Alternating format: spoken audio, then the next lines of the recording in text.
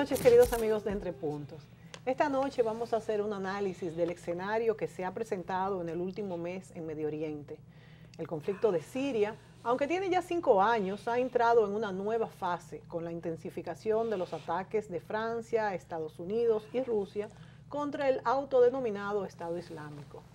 Aunque Rusia lleve desde el principio apoyando al dictador Bashar al-Assad y aunque los aliados hayan comenzado los ataques hace más de un año, el escenario ahora es diferente. Y además no está del todo claro. En realidad no entendemos bien quién pelea contra quién, cuáles son las alianzas y quién domina cada zona. Aunque estos países que dije, o sea, Francia, Estados Unidos y Rusia, estén unidos en la lucha contra el Estado Islámico, difieren sobre la manera de solucionar este conflicto. Rusia quiere asociar al régimen de Bashar al-Assad a cualquier solución, mientras que los occidentales, por lo menos hasta ahora, han pedido su dimisión. Recordamos que este conflicto se inició en marzo del 2011 por las represiones a las manifestaciones pacíficas que exigían reformas.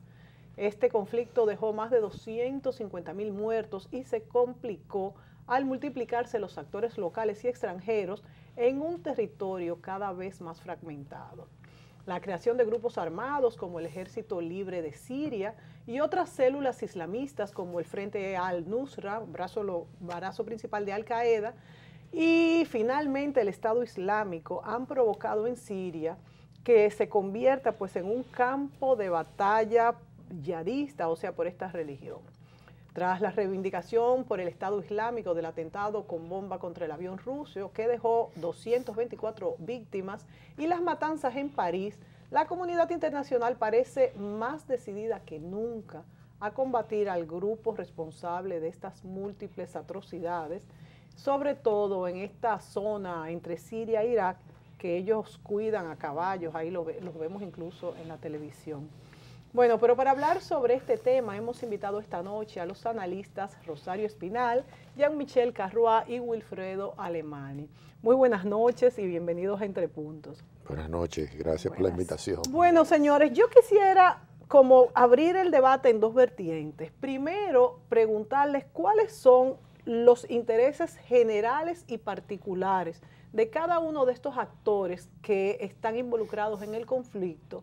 Y por otra parte, me gustaría saber su opinión, si en realidad, en esta situación actual, se puede realmente prescindir de Bashar al-Assad, como han requerido los Estados Unidos, con una oposición totalmente fragmentada, sin un bloque opositor homogéneo con quien negociar y con tantos problemas entre ellos. ¿Se puede realmente, pues, prescindir de la fuerza que ha mantenido el país relativamente unido? ¿Cuál es la opinión de ustedes en cuanto a la situación adentro y las repercusiones afuera? Wilfredo, ¿quieres comenzar? Sí, mira, yo creo que hay que resaltar dos cosas para que uno no perdamos en ese laberinto que ciertamente parece ser el tema. El número uno es que recordemos que el ser humano siempre se ha matado, ha encontrado la excusa para matarse y uno como que no le cuadran muchas cosas, pero cuando uno se va a la historia encuentra que el ser humano se ha matado por tierra, por religión, por creencias, por delimitación territorial, por demencia, lo que se quiera, pero eso es lamentablemente lo que ha ocurrido. Eso es un tema quizá para otro programa, pero muy interesante como introducción. Y lo otro es que en esa zona, esos países no han delimitado lo que es el Estado y lo que es la religión. Esa mezcla, esa relación entre Estado y religión, a diferencia de lo que ha pasado en Occidente, donde hay indudablemente muchos problemas también, pero cuando usted ve las dimensiones que eso tiene y ve los contornos, usted también se da cuenta, bueno, ¿dónde comienza la religión y dónde termina y dónde comienza el Estado? Hay un menjurje allí que ha evitado, delimitando esas cosas, soluciones importantes. Y históricamente en los últimos tiempos, a propósito del fin de la Guerra Fría, por ejemplo, Estados Unidos entendió que era la oportunidad de barrer con las dictaduras y en cierta medida imponer, prohijar, desarrollar, ayudar a que surgieran regímenes democráticos. Y ahí está el caso, por ejemplo, de de Libia, está el caso de Siria todavía abierto, el caso de Saddam Hussein, la situación de Irán, o sea, países que estuvieron siempre con muchos conflictos internos y que en su momento Estados Unidos propició, soportó, apoyó a los que no eran ni de la religión ni eran demócratas, entonces eran dictadores, sí, pero le ayudaban a su estrategia geopolítica en esa lucha que se daba entre la Unión Soviética y Estados Unidos. Entonces allí, sin que existieran democracias, pero existían regímenes fuertes que imponían una visión occidental, donde sí se delimitó el papel del Estado. El caso de Irak, por ejemplo, es un caso emblemático, donde ciertamente encontramos que el dictador se impuso, en un momento dado era un aliado importante de primera fila de los Estados Unidos, y ahí se veía esa delimitación. Mantenía cohesionada. Sí, mantenía la unidad territorial, mantenía una serie de cuestiones de negocio. No de la mejor manera, obviamente, pero sí, en una sociedad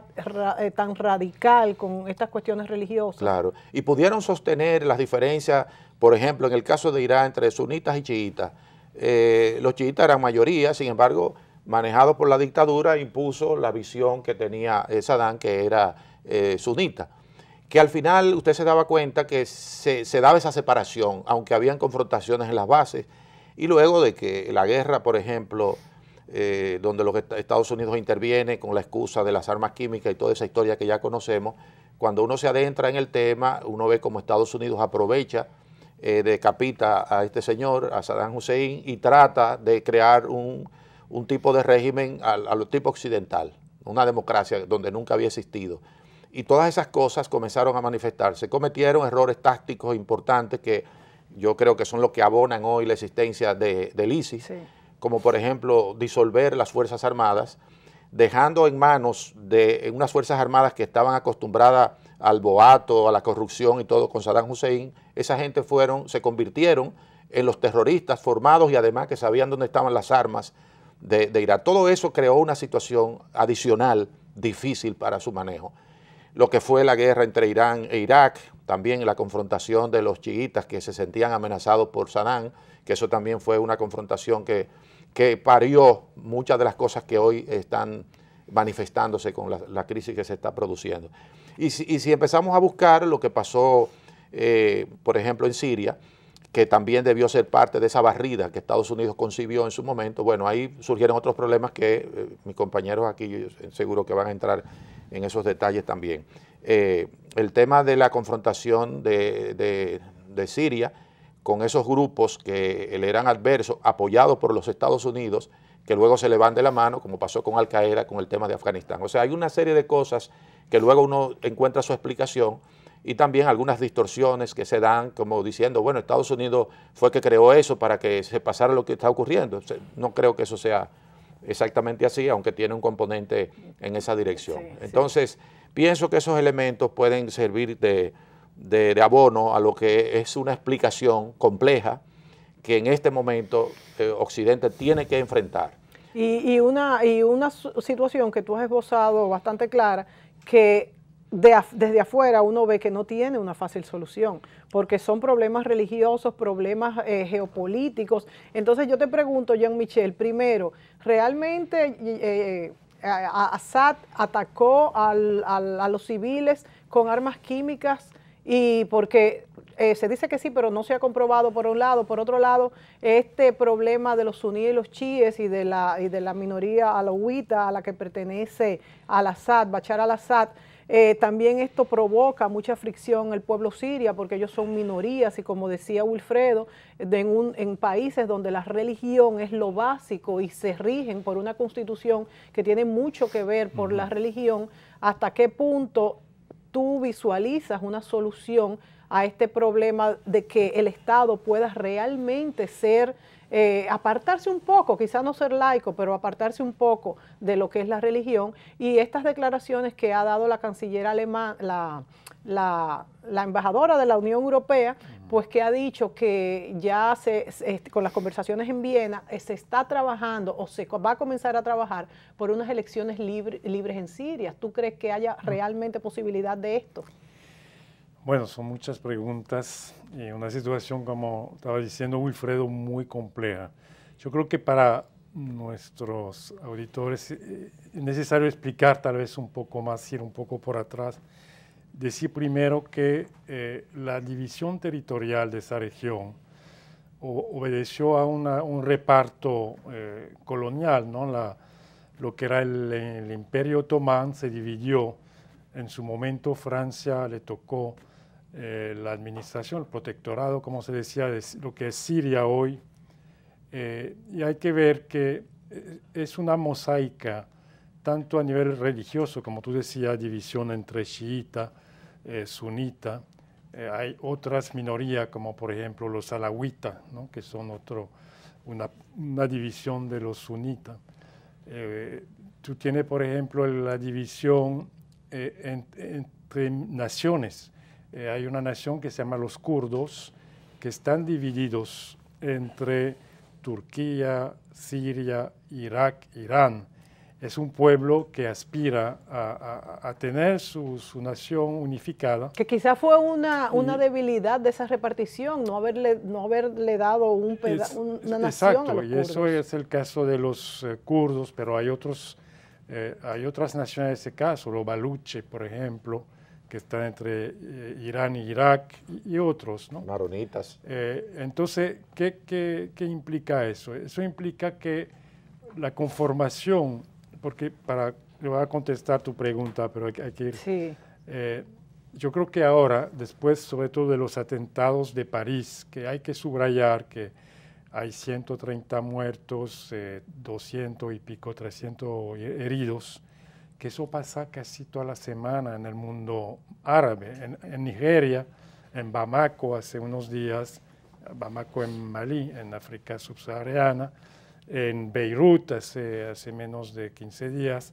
Es decir, eso tuvo mucha repercusión porque se trataba de París, de la ciudad luz, y que el Occidente se dio, bueno, si golpean en París, pueden golpear en Bruselas, tenemos 5 días, ¿no?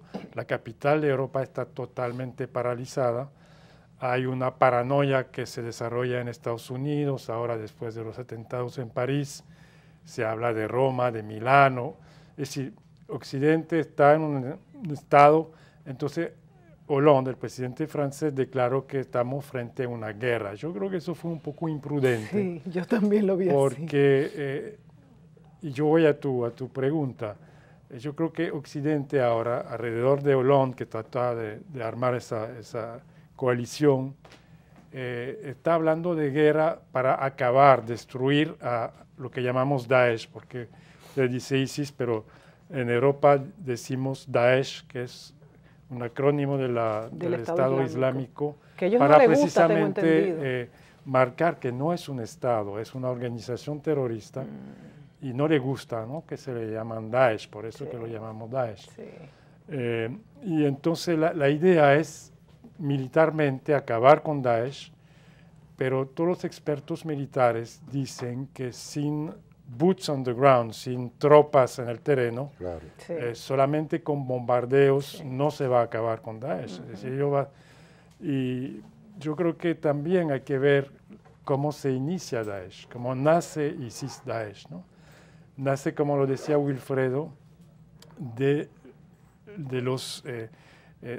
los coroneles generales del ejército de Saddam Hussein de Irak, que estaban presos en una cárcel inmenso en el desierto y que los gringos no podían entrar a esa cárcel. Y ahí realmente que nace el Estado Islámico. Sí, al-Baghdadi, el jefe supremo del Estado Islámico, estuvo 2 años preso en esa cárcel y de ahí fue que realmente nació ese movimiento que fue en un momento llamado Al-Qaeda en Irak, ¿no? Y por eso se transformó al querer conformar lo que llaman el califato. El califato es una noción islámica, ¿no? Del origen del Islam, que mezcla, como tú dices, religión y Estado, ¿no? Que es una mezcla y que aplica la Sharia. Ahora yo creo subrayar otra contradicción de esa coalición, es que dentro de esa coalición anti-Daesh está Arabia Saudí, está Qatar, que son dos países que han jugado un papel muy importante en el nacimiento de ISIS-Daesh, ¿no? ¿Por qué? Porque el wahabismo, que es la religión, digamos, la religión islámica aplicada en Arabia Saudí, es igual que lo de la Sharia aplicada por Daesh, es decir, castigos corporales, decapitación. O sea que son similares. La mujer no tiene, por ejemplo, derecho de manejar un carro en Arabia Saudí, pero el Occidente, como hace mucho negocio comprando petróleo, vendiendo armas a Arabia Saudí o a Qatar o Emiratos, evidentemente no habla del papel que sigue jugando, no oficialmente ahora, porque oficialmente Arabia Saudí y Qatar son enemigos de Daesh, pero hay fundaciones con mucho dinero, a veces gente del mismo entorno de la familia del emir o del rey en Arabia Saudí, que siguen financiando asociaciones que financian grupos religiosos radicales. O sea que el salafistas. papel de Arabia Saudita está totalmente, vamos a decir, solapado, porque si hay dentro de ellos mismos, de los principales que están vinculados a los gobernantes de ellos, que también pues financian estos grupos, vamos a decir, radicales y hasta terroristas. Bueno, lo que pasa hoy en día, ya no hay un financiamiento directo a Daesh, ¿no? Porque ellos se están financiando ahora también de los pozos de petróleo. Pero lo que están financiando son grupos religiosos en Europa, que se llaman salafis, que es la misma cosa, ¿no? De la aplicación radical de la Sharia, de la ley islámica, y que son los lugares de reclutamiento en los descendientes, ¿no? de migrantes magrebí en Europa Occidental, sobre todo en Francia, que tiene entre 5 y 7 millones de musulmanes, pero también en Bélgica. Sí, porque que Francia es el país que más musulmanes tiene. Sí, casi un 10% de la población, pero también en España, en Bélgica, en Alemania. Entonces, esos imanes radicales son financiados por grupos de Arabia Saudí o de Qatar o de los Emiratos. Que son los países árabes más ricos ahora mismo por todo esto del petróleo. Y también, bueno, ahorita podemos seguir hablando sobre cómo el ISIS, que ha tomado estas regiones donde está el petróleo, pues también se está financiando de todo este comercio ahora mismo. Nos vamos a la pausa. Volvemos ahora con Rosario Espinar. Rosario, yo quisiera que tú me hablaras un poquito de la visión de Estados Unidos sobre el conflicto. ¿Qué piensa la sociedad estadounidense también? Y ¿cuál es el mayor miedo y cuáles son los socios más importantes ahora mismo contra el Estado Islámico en Siria? Volvemos. No podemos dejar de dar las gracias una vez más al Salón Lorelén por tantos años al cuidado del cabello de Mónica Gutiérrez. El Salón Lorelén está en la calle Bayacán 25A, Urbanización Renacimiento. Teléfono 809-482-0848. Salón Lorelén. Qué bien, bien, bien, la vida es para celebrar, qué bien se siente. Celebra, se siente bien, qué bien, bien, bien. La vida es para celebrar, qué bien se siente. Qué bien, bien, bien, la vida es para celebrar. Por quien toma tu presión y la vuelve una sonrisa. Celebrar la vida se siente bien. ARS Palic. Protege tu salud.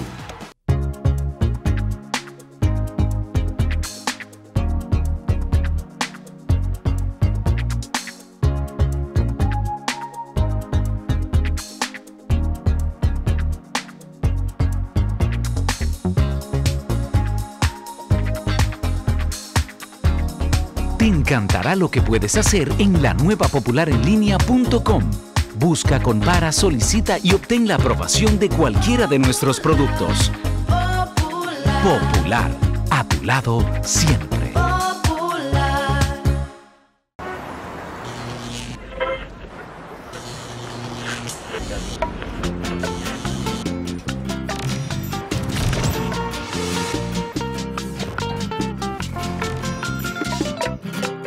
Súmate a la racha ganadora con los rayaditos de Leisa. Juega, raya y gana. Desde 20 pesitos podrás ganar hasta 2 millones de pesos. Con tus rayaditos, dinero fácil, ruleta, mina de oro, super sorteo dominicano y quiniela palé de Leisa. Leisa, tu única loto.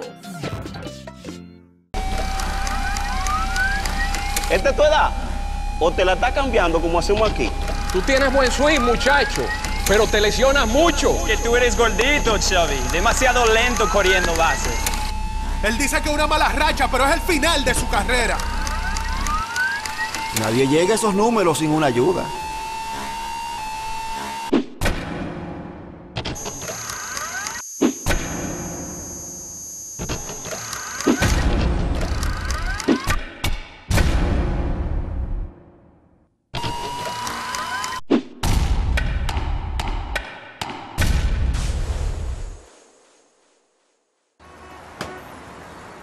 Que me sigan tirando, que con la ayuda de Dios la voy a seguir bateando.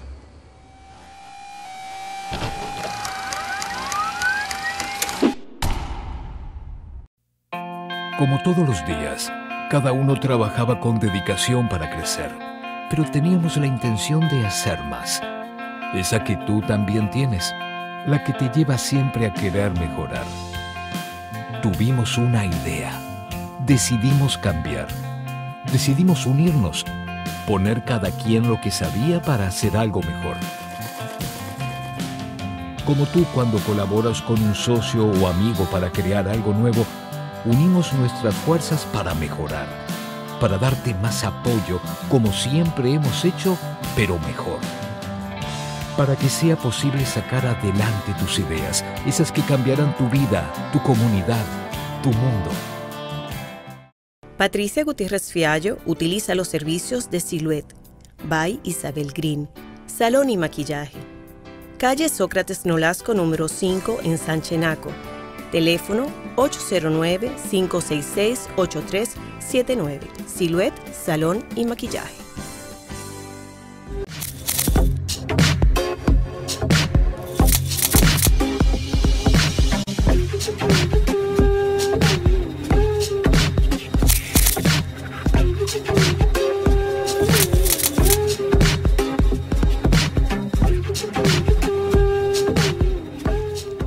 Bueno, en este panel tan interesante, con estas tres personas que son unos analistas que hilan fino, yo creo que hay que sacarle provecho. Rosario, háblame tú de la parte de Estados Unidos. ¿Cuál es la percepción del gobierno de los Estados Unidos, la sociedad de los Estados Unidos y del peatón de la calle también, que muchas veces se confunde un poco, porque Jean-Michel también explicaba cómo pues estos ataques suceden en el mundo musulmán todos los días.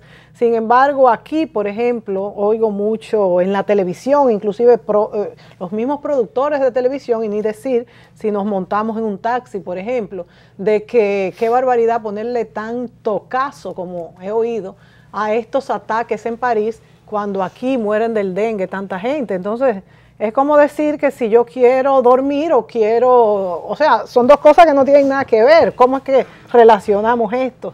Entonces, háblame un poco de Estados Unidos en sus dos vertientes, la gente de la calle y el gobierno. Indiscutiblemente que los ataques en París renuevan el miedo. Y de lo que se trata es de, digamos, una guerra del miedo. Ese es el elemento central. Militarmente hablando, ningún país del Medio Oriente tiene posibilidad de enfrentarse a una potencia occidental, sea Estados Unidos, sea un país europeo, sea una coalición de países, lo que sea. Entonces, por eso no podemos hablar de tercera guerra mundial ni nada de eso, porque no se puede dar entre estados que no tienen capacidad. Como esos estados no tienen capacidad ni de organizarse ellos, ni de destruirse uno al otro, cuando miramos los países, entonces lo que está ocurriendo es que cada uno de estos países, digamos del Medio Oriente, incluido algunos de África del Norte, o sea, lo mismo podríamos decir con Libia, Egipto, aunque no estén en una situación de guerra como está Siria, Pero estos países están en procesos de cambios, en estructuras sociales arcaicas, es decir, estructuras arcaicas, digamos, cuasi feudales, donde ni siquiera en algunos países hay un rey que domine, porque la estabilidad de Arabia Saudita se debe en parte para ser un equivalente con lo que fue Europa en la época medieval. Por lo menos en Arabia Saudita hay un reinado estable que mantiene a sus súbditos controlados. Eso no se da en muchos otros países de la región. Entonces, en los otros países de la región lo que hay es un proceso de desarticulación de lo que fueron más o menos estados autoritarios. Porque cuando se van las potencias, sobre todo las que eran las europeas, las que estaban físicamente presentes en esa región, y se crean todos estos países, vamos a decir, países fragmentados internamente en términos étnicos, religiosos, de clase, de castas. Entonces, no hay una experiencia de construcción de un Estado-nación moderno en ninguno de esos países. O sea que podemos decir que mientras en otras regiones del mundo se pasó por un proceso de modernización, de llegar al mundo moderno, incluso nosotros en América Latina, que pasamos tantos problemas y revoluciones y guerrillas y todo eso hasta hace un par de décadas, pero nosotros más o menos en América Latina pasamos por un proceso de modernización, aún en el contexto de grandes desigualdades, de pobreza, de dictaduras, etcétera. Pero hemos pasado, más o menos hemos transitado ese camino hacia un cierto Estado moderno, un Estado-nación moderno. Eso no sucede en el Medio Oriente. O sea, para que la audiencia como de manera simple lo entienda, son estados fragmentados en etapas premodernas, que tienen un recurso muy importante para la modernidad, que es el petróleo. Como tienen un recurso tan importante para la modernidad como es el petróleo, entonces las potencias siempre han estado interesadas en esa región del mundo. Entonces, si vemos por capas, están los intereses de las potencias, están los estados que fueron constituidos, es decir, los países que fueron constituidos después de la época colonial, que internamente tienen confrontaciones étnico-religiosas. Encima de eso se han montado dictaduras, unas eficaces, como el caso de Arabia Saudita, dictadura al fin, otras ineficaces, como sería el caso de Siria o sería el caso de Irak, países donde no hubo estabilidad. Entonces, esa es la complejidad de esa región.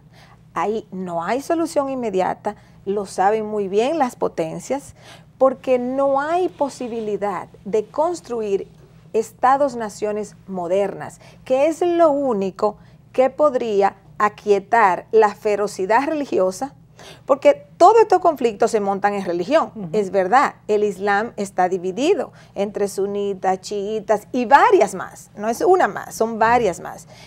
Y esos conflictos se producen, como en otras sociedades han sido conflictos de clase, o en Europa fueron conflictos religiosos también, entre católicos y protestantes, porque no nos podemos olvidar que en la edad medieval, en la época medieval, en Europa los conflictos tenían un fundamento religioso.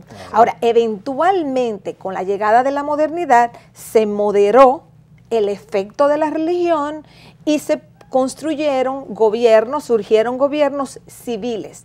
La construcción de esa civilidad política viene con la modernidad. Indudablemente.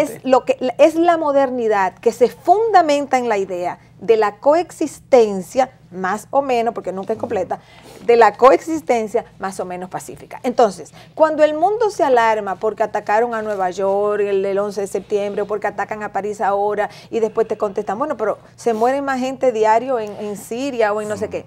¿Por qué es la reacción? Porque uno mira a Occidente como un espacio, unas sociedades donde se llegó a un nivel de civilidad, donde eso no debe pasar, y cuando viene uno de fuera, ya sea fuera ideológicamente hablando o fuera físicamente, que vinieron de otro lugar, entonces saca uno de contexto. Entonces, por eso es, porque uno mira el mundo moderno como que alcanzó un cierto nivel de civilidad, donde eso no debería ocurrir, porque la gente se supone que está tranquila, yendo a su fiesta, a su restaurante, a su trabajo, a no sé cuánto. Y uno lo ve como un espejo también. Y el caos es allá. O sea, el caos en otro lugar. Entonces, eso, para cada vez que, mira, en Estados Unidos, después del 11 de septiembre, o ahora, lo que tú mencionabas en París, que el gobierno francés dice, esta es una guerra, y comienza el bombardeo, y la no sé qué. Bueno, ahí hay un uso de armas también. Ellos tienen que usar las armas que construyen en algo. Eso es triste. Es triste, pero es verdad. Es triste, o sea, pero es imagínate, verdad. En Estados Unidos, fuera de los programas sociales, lo único que el gobierno americano hace es comprar armas. La tiene que usar. Eso es terrible. Francia tiene que usarla. O sea, si no la están usando entre ellos, ¿contra quién van a usar las armas? Van a bajar de precio contra la República Dominicana, que no está haciendo nada, o contra Bolivia o contra Argentina. No, estas son regiones ya pacificadas. Tienen otros problemas, pero son regiones pacificadas. Entonces, el Medio Oriente constituye un espacio para el uso de armamentos de las grandes potencias del mundo, lo cual también agrava la situación. Wow, porque lo que dice el gobierno francés de una guerra, si tú bombardeas a toda esa gente, tendrías que matarlos a todos. Claro, ¿y son cuántos? Entonces, si tú lo que haces es bombardear, si tú lo que haces es bombardear segmentos, ¿qué tú haces? Que contribuyes a radicalizar más esos grupos, porque lo que ven es una potencia, llámese Estados Unidos, Francia, Inglaterra, quien sea. Todos no lo podemos Ellos ven estas potencias molestas, con rabia, bombardeando estos pueblos que aunque se estén matando entre ellos y aunque estén cometiendo actos terroristas, pero lo que están es desgastándose ellos mismos. Entonces yo pienso que esta respuesta guerrera a estas acciones lo que hace es radicalizar más esos grupos que ya están muy radicalizados. Estoy totalmente de acuerdo. Vámonos a la pausa y cuando vengamos, además de hacer pues como conclusiones de lo que está pasando, quisiera preguntarte, Rosario, decimos que también en el occidente hubo muchas guerras religiosas y todo se logró a partir de cuestiones religiosas, la división de Europa, pero yo creo que la religión de este lado se montaba más sobre las patas del poder y menos sobre concepciones más míticas religiosas que los islámicos, y quizás eso hizo que al final se pudieran democratizar más los países. No sé si ustedes están de acuerdo. Vámonos a la pausa, volvemos.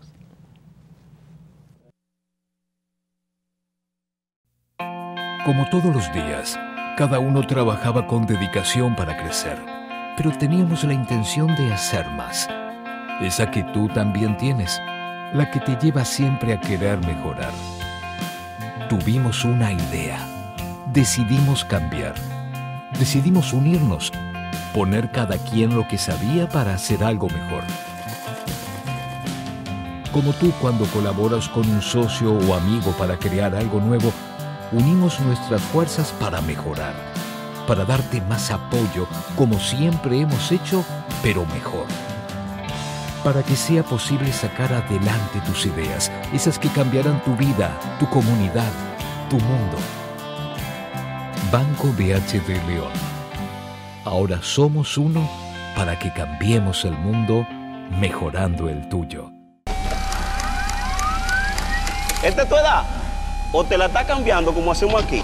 Tú tienes buen swing, muchacho, pero te lesionas mucho. Que tú eres gordito, Xavi. Demasiado lento corriendo base. Él dice que una mala racha, pero es el final de su carrera. Nadie llega a esos números sin una ayuda.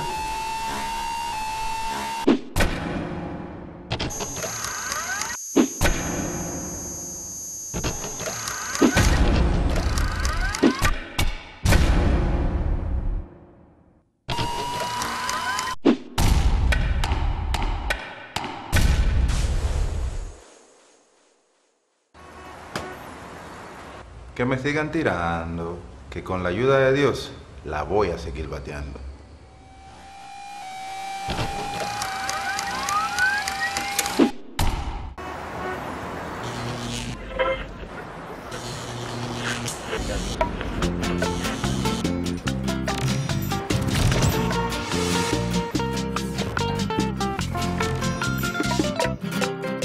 Súmate a la racha ganadora con los Rayaditos de Leisa. Juega, raya y gana. Desde 20 pesitos podrás ganar hasta 2 millones de pesos. Con tus Rayaditos, dinero fácil, ruleta, mina de oro, super sorteo dominicano y quiniela palé de Leisa. Leisa, tu única loto.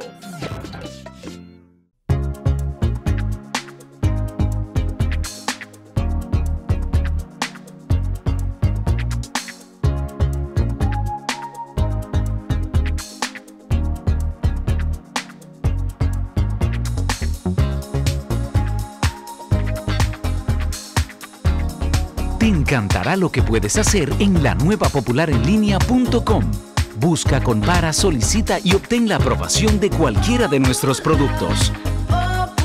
Popular, a tu lado siempre. ¿Por qué es importante la estabilidad financiera?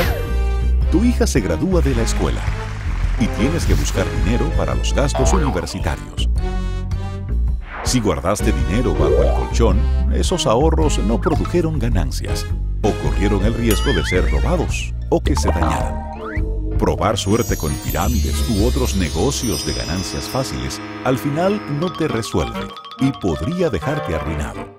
Y recurrir al prestamista de la calle te puede salir muy caro. En cambio, cuando hay un sistema financiero estable y confiable, puedes usar distintos instrumentos, tanto para hacer rendir tus ahorros con seguridad y eficiencia, como para obtener los préstamos que necesites, con el fin de cubrir tus gastos o realizar inversiones productivas a un menor costo. Esto es justo lo que procuramos en el Banco Central. Proponemos a la Junta Monetaria las normativas y reglamentos para un funcionamiento eficiente y seguro del sistema financiero dominicano, cuidando que las entidades protejan tus ahorros, manteniendo adecuados niveles de capital y de liquidez, y concediendo préstamos recuperables para que puedan financiar la economía, sirviéndote a ti y a la sociedad. Porque en un sistema financiero sano, solvente y estable, puedes convertir tus sueños de hoy en tus logros del mañana. Campaña de Educación Económica y Financiera del Banco Central de la República Dominicana, por la estabilidad y el crecimiento.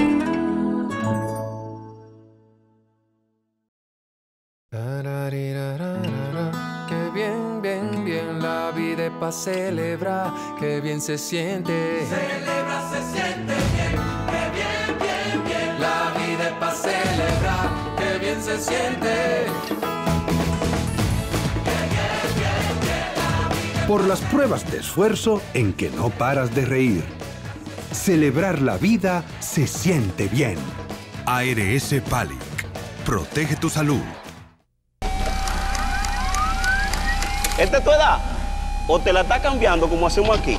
Tú tienes buen swing, muchacho, pero te lesionas mucho. Que tú eres gordito, Xavi. Demasiado lento corriendo base. Él dice que una mala racha, pero es el final de su carrera. Nadie llega a esos números sin una ayuda.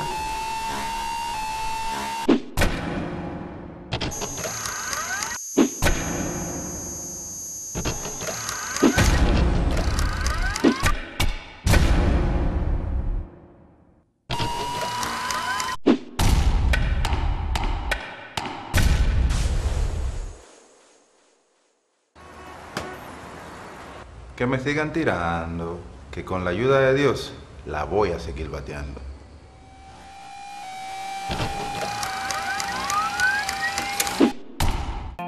Como todos los días, cada uno trabajaba con dedicación para crecer, pero teníamos la intención de hacer más.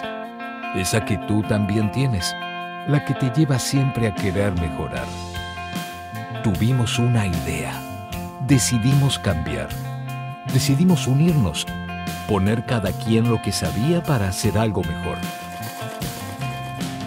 Como tú cuando colaboras con un socio o amigo para crear algo nuevo, unimos nuestras fuerzas para mejorar, para darte más apoyo como siempre hemos hecho, pero mejor. Para que sea posible sacar adelante tus ideas, esas que cambiarán tu vida, tu comunidad, tu mundo. Banco BHD León.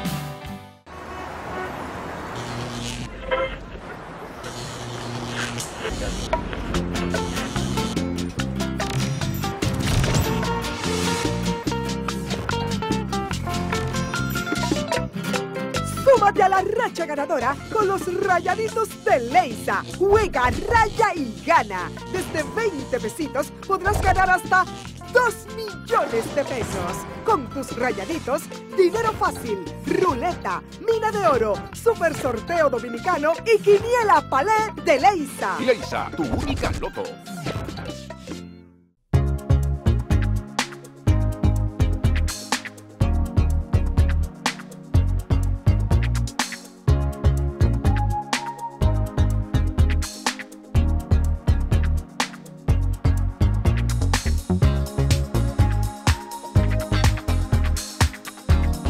Te encantará lo que puedes hacer en la nueva popularenlinea.com. Busca, compara, solicita y obtén la aprobación de cualquiera de nuestros productos. Popular, a tu lado siempre.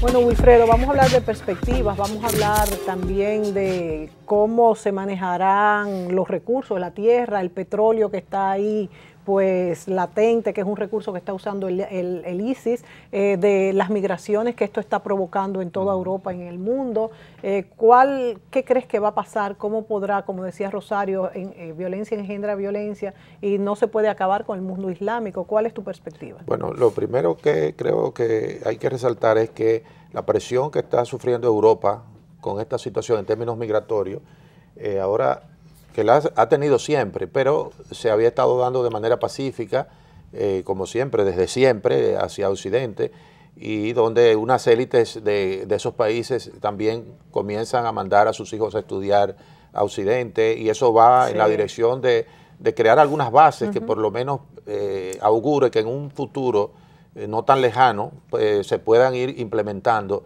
lo que son políticas que conduzcan a un Estado moderno, de lo que habla Rosario. Pero esas cosas no se pueden decretar ni pasan de un día para otro. Son decisiones que las mismas élites de esos países deben ir tomando de acuerdo con Occidente. De hecho, muchas de esas élites han ido logrando consenso a través de mecanismos como Naciones Unidas, donde han suscrito la mayoría de los planteamientos que se han hecho como necesarios a nivel global. Pero estos grupos, que son grupos sin duda minoritarios, pero que causan el impacto psicológico que está viviendo el mundo de hoy, yo no creo que esos grupos tengan perspectivas de ganancias por ningún lado.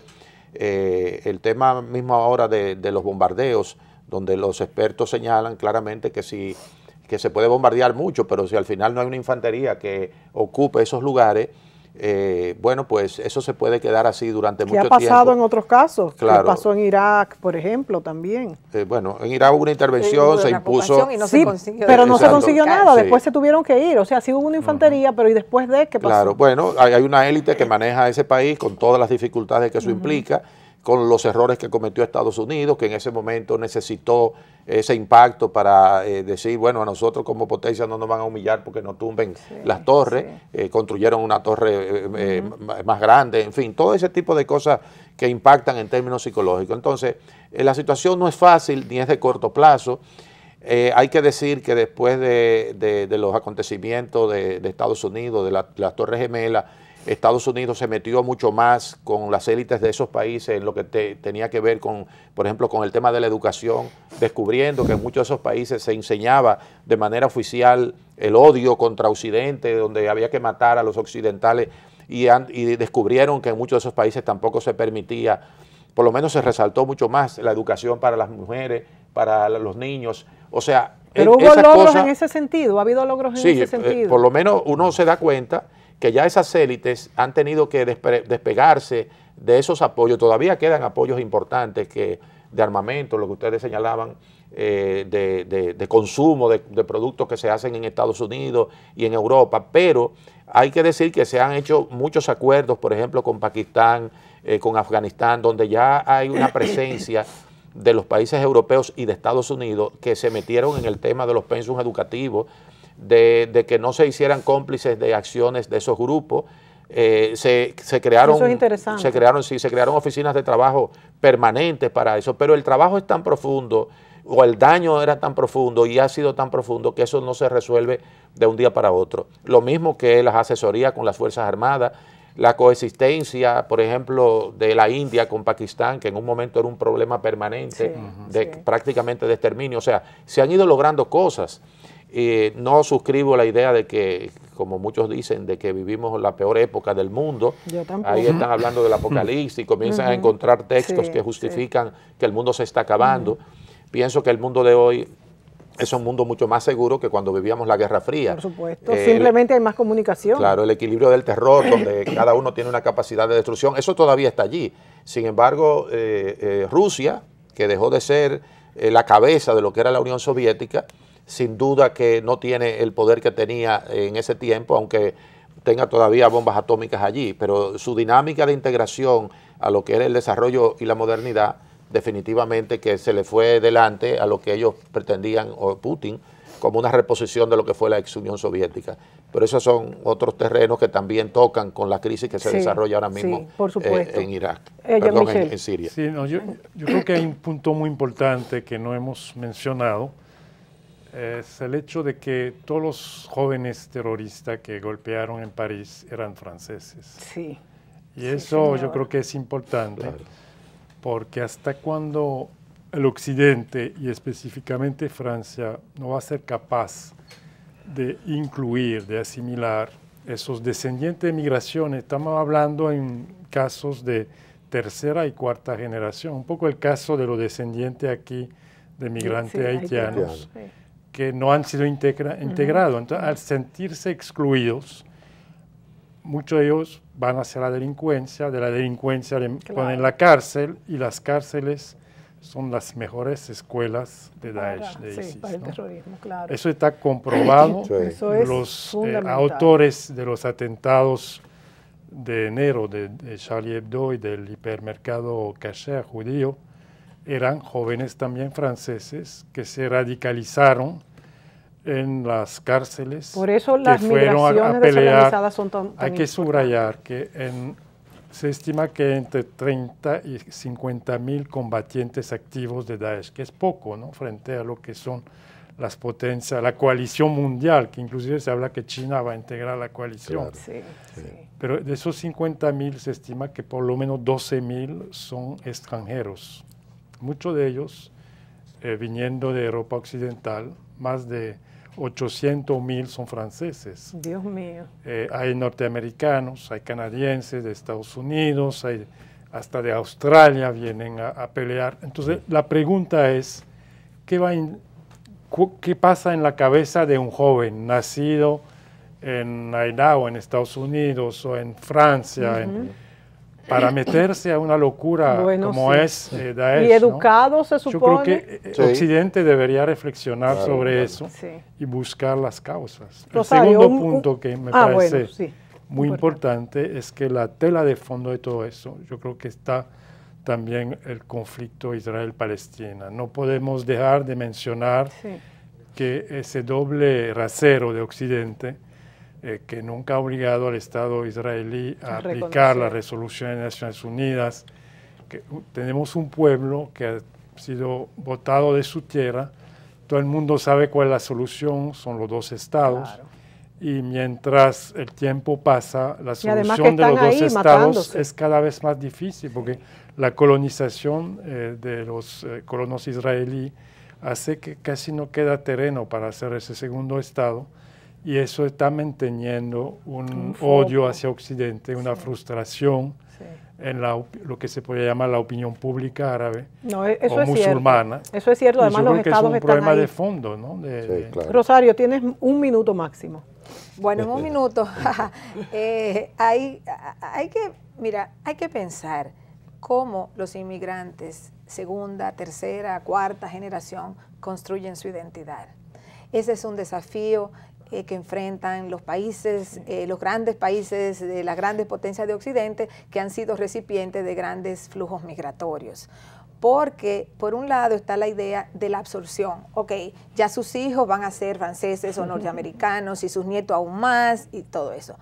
pero para las comunidades migrantes, sobre todo comunidades migrantes que sienten cierto nivel de marginación, o en el caso de los jóvenes si no logran insertarse vía laboral, o en el caso de los musulmanes, donde la religión es un elemento articulador fundamental de la identidad, porque la religión se convierte en la forma en que los grupos migratorios van traspasando los padres a sus hijos, a sus nietos, un sentido de pertenencia que es totalmente legítimo. Claro. O sea, ¿a qué tú perteneces? Más que pertenecer a ser sirio o a ser jordano, o, no, por ejemplo, nosotros los latinoamericanos lo hacemos vía la nación, ser dominicano o ser mexicano, porque no tenemos grandes confrontaciones y diferencias internas.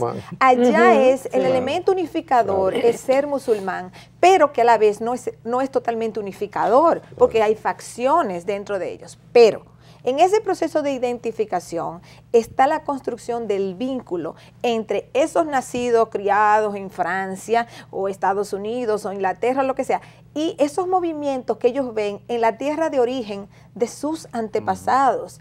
Entonces, es no solamente esos grupos que están ubicados en Siria o en Egipto o lo que sea, sino que tienen su contraparte interna en esos países, en grupos marginados que buscan algún tipo de identidad, la logran a través de la religión y en ese proceso se radicalizan por razones que, aunque la religión sea centro, trasciende la misma religión.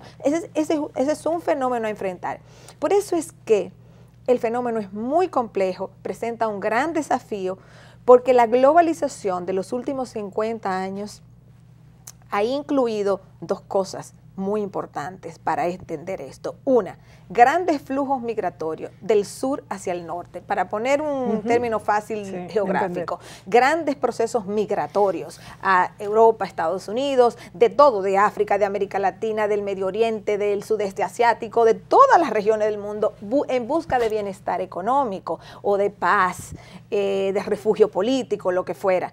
Eso es por un lado, pero por otro lado, el proceso de globalización también ha implicado la desarticulación de ese mundo medieval o cuasi medieval o premoderno, digamos, que es esa región llamada Medio Oriente. Entonces, la desarticulación de ese esquema medieval agrava los procesos de conflicto interno y al agravar los procesos de conflicto interno y de desarticulación y desintegración se convierte en un factor que empuja más migración, pero por otro lado en un factor donde también es un caldo de cultivo para la radicalización de algunos segmentos, que ellos utilizan la religión, pero si no fuera la religión tan fuerte, utilizarán el comunismo o utilizarán cualquier cosa. Es el proceso de radicalización que es propio de las sociedades en procesos de desarticulación. Eso es lo que define el Medio Oriente. Eso crea un proceso migratorio, una ola migratoria hacia los países estables. Va a ser muy difícil que se adapte a estos países eso, ya. A fin de cuentas, Europa, y quiero referirme a Europa porque es diferente a Estados Unidos. Estados Unidos es un país muy grande, donde tú puedes focalizar los conflictos y los problemas y los miedos. Europa es pequeña, con mucha población y con estados de bienestar donde una población que ya estaba establecida adquirió un alto nivel de vida y donde no es tan fácil insertar tantos grupos nuevos migratorios. Estados Unidos es un país más grande, con más flexibilidad, con más capacidad de insertar nuevos migrantes a su sociedad. Entonces yo particularmente veo el problema en Europa mucho más complejo que lo que es en Estados Unidos en términos internos. Y en este momento con una situación económica muy difícil, en además. Una crisis económica. Señores, no nos queda más tiempo, no nos queda más tiempo. El tema es interesantísimo, se han tocado puntos de verdad muy importantes y yo creo que tenemos que repetir este próximo año pues este programa con ustedes mismos para ver cómo se han manejado las cosas. Vamos a ver qué ha pasado, esperamos que los ataques terroristas se puedan controlar porque nos afectan a todos, porque vemos como un espejo lo que está pasando, además evita la movilidad de las personas. Gracias a Jean-Michel, gracias a Rosario, gracias a Wilfredo por estar aquí con nosotros y a ustedes amigos, gracias por sintonizarnos y hasta la próxima semana.